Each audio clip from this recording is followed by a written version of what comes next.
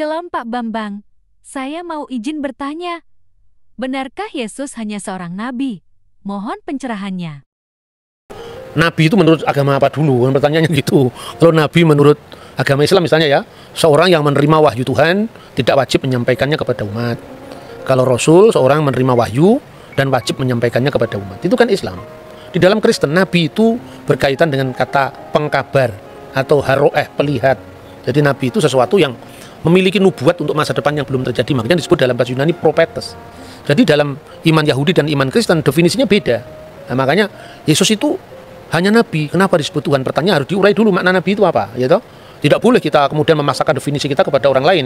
Nah, ketika saudara muslim mengatakan bahwa Isa itu Rasulullah, Musa itu Rasulullah, tiba-tiba lihat Paulus Rasul, ini Rasul palsu ini. Istilahnya sama tapi pemaknaannya beda. Dalam ajaran Yahudi dan Kristen itu Musa tidak pernah disebut Rasul, tetapi Nabi. Gitu. Abraham disebut Nabi, tetapi tidak pernah disebut Rasul. Rasul itu bahasa Ibrani saliyah, bahasa Aramnya salihah, artinya utusan, kongregasi. Dan Yesus disebut Rasul juga dalam Ibrani pasal 3 ayat 1, tapi maknanya Rasul di situ adalah utusan Tuhan dalam sakramen penebusan dosa. Seperti imam besar dulu adalah utusan Tuhan yang mewakili 12 suku Israel. Diasisteni oleh 70 tua-tua kan itu kan. Maka pola ini persis diteruskan oleh perjanjian baru. Yesus adalah imam besar perjanjian baru, makanya dia disebut Rasul, mewakili 12 suku, sekarang dirohanikan. 12 suku itu sekarang adalah gereja, ya. 70 murid, tapi bilangannya tetap sama, ada imam besar, ada 12 murid, ada 70 murid. Itu kan gambaran Yudaisme tentang imam besar yang menjadi utusan mewakili 12 suku, biasanya imam Lewi kan. Kemudian ada 70 tua-tua, ya, itu yang tercatat di sana. Itu jadi Yesus itu nabi juga. Tapi nabi dalam makna yang berbeda dengan nabi Islam gitu loh. Dan nabi tidak dipertentangkan dengan ketuhanannya. Karena jabatan imam besar itu ada jabatan Mesias atau sang Mesias itu imam, nabi, raja. Ini. Jadi Mesias itu raja, Mesias itu nabi, Mesias itu imam, itu dalam iman kita. Kalau soal Tuhan, kita kalau menyanyi di gereja-gereja karismatik, gereja-gereja Pentakosta itu kan Yesus Tuhan dan Allah kami itu kan. Jadi dalam hal ini Yesus adalah God sekaligus Lord. Saksi Yehova percaya Yesus itu Lord, Tuhan, tapi nggak percaya Yesus itu God. Karena apa? Dia masih rancu dalam memahami Yohanes pasal 1 ayat 1. Jadi Yesus disebut Allah itu bukan kemanusiaannya itu adalah Allah, tidak, tapi praeksistensi. Sebelum firman menjadi daging, firman itu sudah ada dan firman itu adalah Allah. Jadi dalam wujud ilahinya, dalam kodrat ilahinya, firman itu adalah Allah. Kemanusiaannya tentu baru ada, telah dilahirkan Bunda Maria kan. Nah, dalam tugas kemesiasannya itu, maka Yesus disebut Tuhan. Tuhan itu Lord. Dari mana teksnya? Kalau kita membaca misalnya di dalam Injil Markus ya, pasal 12 ayat 29 dan seterusnya, itu jelas ketika Yesus ditanya hukum apa yang paling utama dari segala hukum yang ada. Misvah Harishona.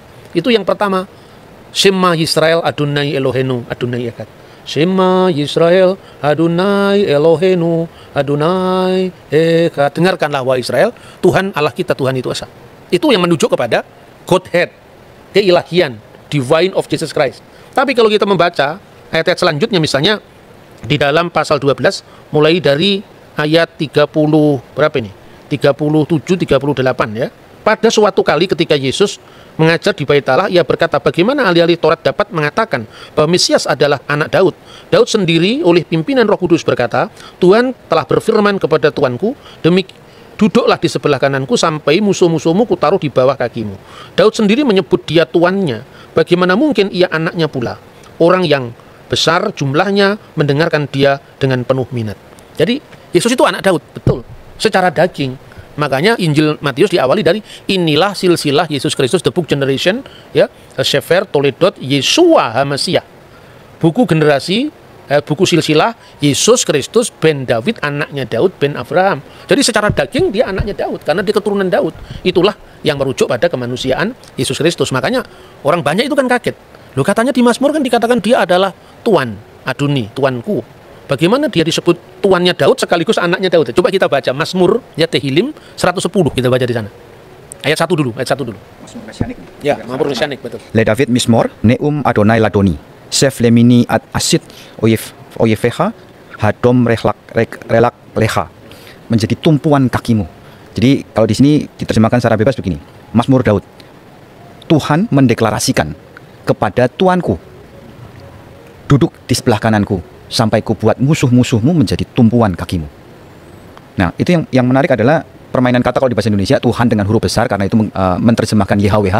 Sedangkan yang satu adalah Ladoni, Tuan, benar-benar Tuan. Nah, Tuhan itu Tuan di atas segala Tuan. Gitu. Nah, yang menarik di sini yang ayat keempat kali ya, Pak. Ini tentang keimaman. Niswa Adonai, velo yinachem, ata kohen leolam, al dibati Malkisedek. Jadi Tuhan bersumpah dan dia tidak menyesal.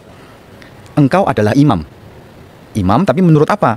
Imam yang kekal menurut perkataan Melkisedek. Nah, itu keimamannya Yesus, bukan imam berarti dalam dia harus keturunan Lewi, bukan. Tapi dia adalah imam menurut Melkisedek. Makanya tadi disebut ada 3 matra atau 3 aspek dalam gelar Mesias, yaitu raja pertama ya.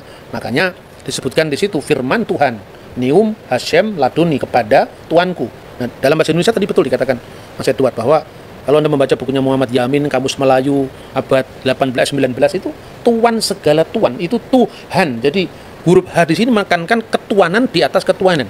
Jadi penguasa segala penguasa. Dalam makna ini Yesus disebut Tuhan. Duduklah kamu di sebelah kananku. Apa konteksnya?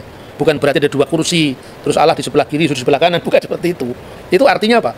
Ruang Maha Kudus, tempat Sekinah ilahi, artinya kehadiran ilahi, itu sebelah kanannya adalah istana Daud. Jadi artinya bahwa Mesias itu akan menjadi raja kekal menurut dinasti Daud selama-lamanya. Maka duduklah kamu seflimini, duduklah kamu di sebelah yamin, sebelah kananku, selama-lamanya. Itu aspek kerajaan ya. Pada saat orang Majus membawa persembahan itu ada 3. Emas, kemenyan, mur. Emas itu kerajaan, menyimpulkan tentang raja. Kemenyan itu tadi yang ayat 4. Engkau adalah imam besar menurut aturan Melkisedek. Artinya Melkisedek itu kan tidak berbapak, tidak beribu, tidak bersisilah, bukan berarti dia tidak punya bapak sungguhan.